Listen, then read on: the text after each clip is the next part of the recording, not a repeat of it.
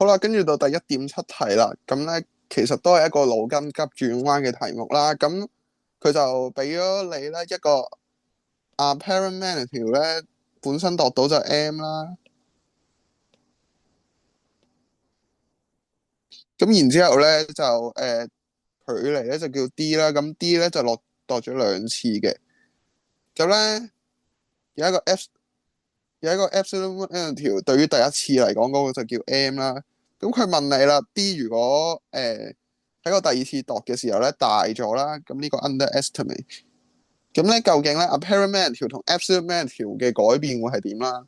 咁 apparent magnitude 咧其實就係喺地球睇到嘅光度。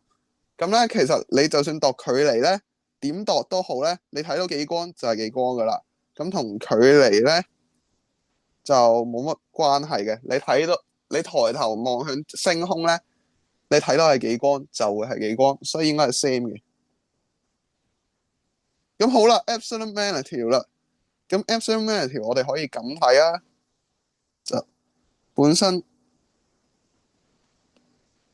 brightness 嘅公式，因為 brightness 係固定嘅啦，brightness 係 stand for apparent 嘅 magnitude，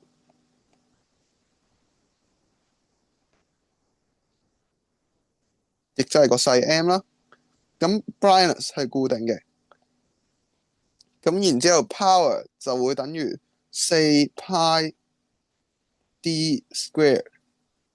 咁你移一移看 power 就會等於4π d square b。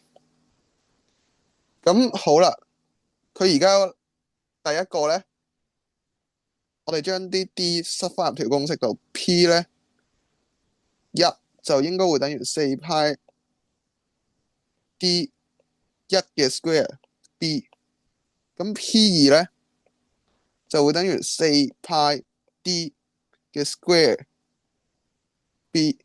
咁咧佢話俾你聽咧，d 二係大過 d 一嘅，因為佢 should be larger 啦。咁 should be larger 嘅話咧，d 二大過 d 一，咁應該新嘅嗰個 m 咧就應該會細啲嘅。誒，細啲，我有冇講錯咧？其實就冇嘅，因為咧 magnitude 咧越細咧就越光嘅。呢一點咧好容易咧喺你做完呢一大堆嘢之後咧就會 fit 到你嘅。呢個大家要小心啦。咁所以答案就係 B 啦。